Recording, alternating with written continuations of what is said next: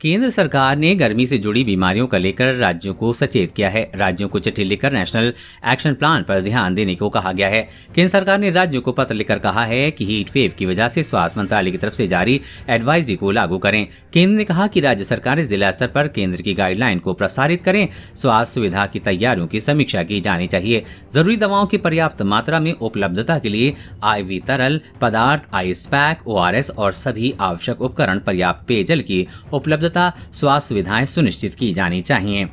News agency PTI के मुताबिक राष्ट्रीय राजधानी में लू की स्थिति जारी है और रविवार को न्यूनतम तापमान सामान्य से 1 डिग्री अधिक 25.8 डिग्री सेल्सियस दर्ज किया गया।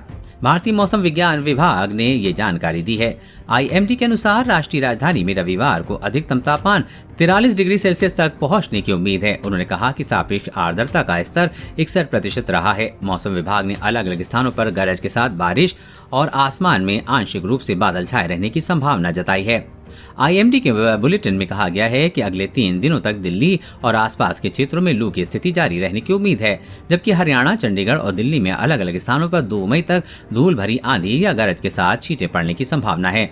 इसमें कहा है कि दिल्ली में 72 साल में दूसरी बार अप्रैल में ऐसी भीषण गर्मी पड़ी है, जिसमें मानसिक तौर पर अधिकतम तापमान 4.2 डिग्री सेल्सियस रहा है। आमतौर पर अप्रैल में शहर का सामान्य मासिक औसत तापमान 36.30 डिग्री सेल्सियस रहता है। वर्ष 2010 में दिल्ली में औसत मासिक अधिकतम तापमान 40.4 डिग्री सेल्सियस दर्ज किया गया था। देश और दुनिया की हर अपडेट पाने के लिए चैनल को सब्सक्राइब करें।